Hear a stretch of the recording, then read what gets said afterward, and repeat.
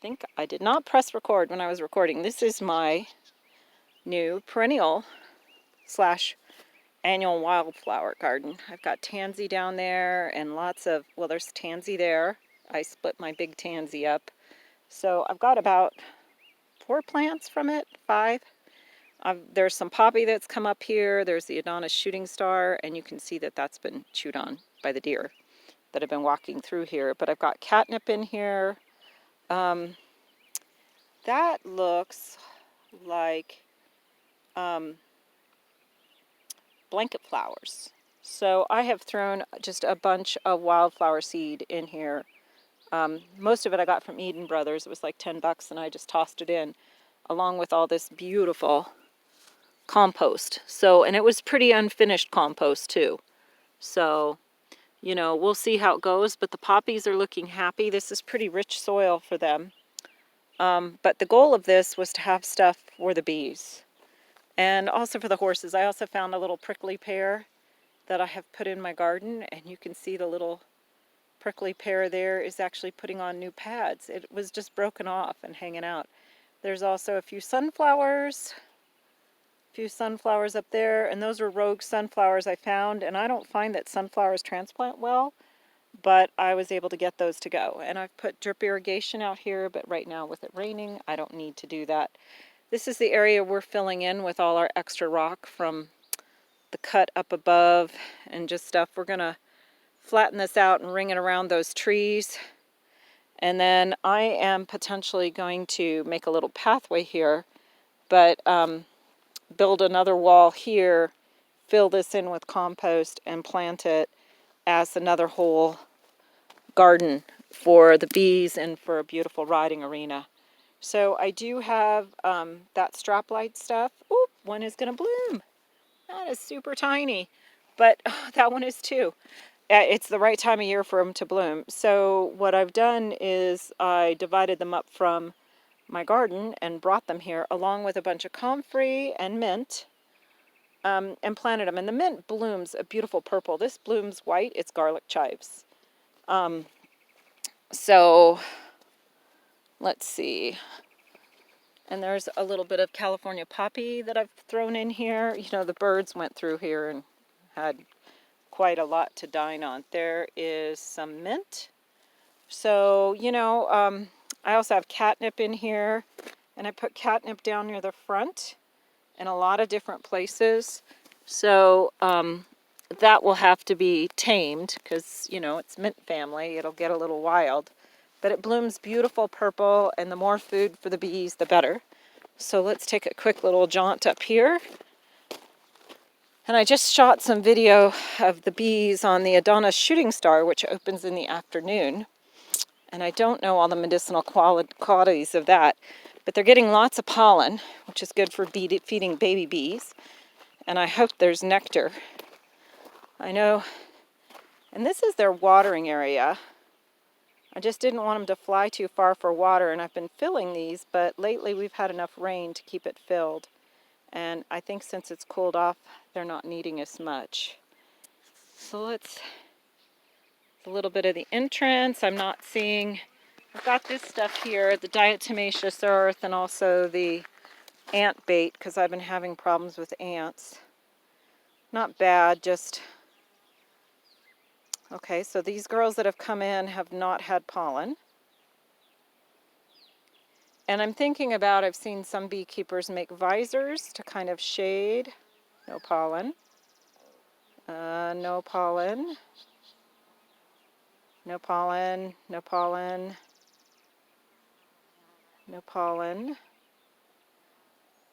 Maybe these girls are out doing nectar. They are all over the comfrey at my garden. And she's not a guard bee. And they do, that one had white, it looked like white pollen. I don't know where the white pollen is coming from, but maybe that is the sweet clover. It's kind of a white yellow maybe. You'll have to look at the video. And I can feel them coming up and going around me to go off towards that Adonis shooting star. My other 2 hives are empty. It's very sad. Ooh, she had some yellow. She had some yellow.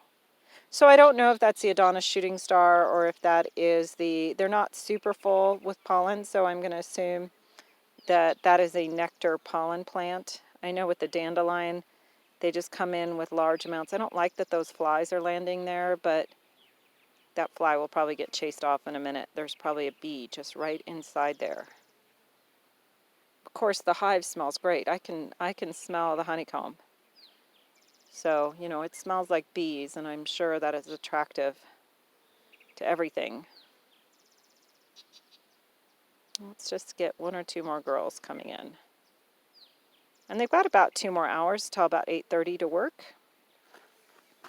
And what's interesting to me is these girls that are out working right now probably only have another week or 2 of life when they graduate to be a forager, and they're really bringing all this food in for the future babies, or for the babies they may never meet, and they definitely will never need nurse bees over. So it's kind of interesting how the whole colony works. Again, I don't like that fly. Yep, there she comes. She's going to come out and tell that fly to go away. I don't know if she's... Nope, she's going somewhere. She's going somewhere. Don't let that fly in there. So those are foragers out leaving to go forage some more. She's out to forage. Pretty cool to watch the whole process of them taking off and stuff. So they're seeming pretty happy. I do need to do a full inspection. That was a guard bee. She came out, looked around, just went back in. I hope you were able to see that. I'm going to zoom in just a little bit more. Maybe we'll get a close-up of one landing with pollen. Yeah, and there's a guard bee that just came out to say, hey girls. So do you notice that bee that flew off? She was a forager. The one that went back in was a guard bee. So she's just hanging out just inside the entrance because she doesn't want to get pummeled with rain when it rains. She had a little bit of pollen.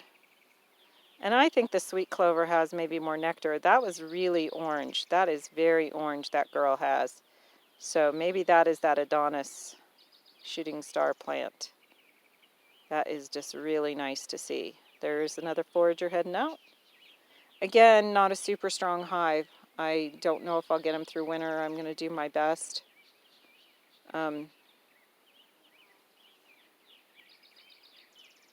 going to move the hives this fall and do more of a windbreak up here. This is really just such a good area for a lot of reasons. Specifically in the summertime, the trees are nice, but it doesn't get wet, moist around here because of all the gravel and stuff. I mean, it's really moist right now, as you can see, but in the grassy areas under the trees and other places, it also warms up here the most in the wintertime. It's a warm spot, so I just need to shield them from the wind a little bit better. I've been learning about that. So I'm going to build a windbreak and make a wrap, a winter wrap for my beehive. There goes some girls. Okay, so that's good enough for tonight.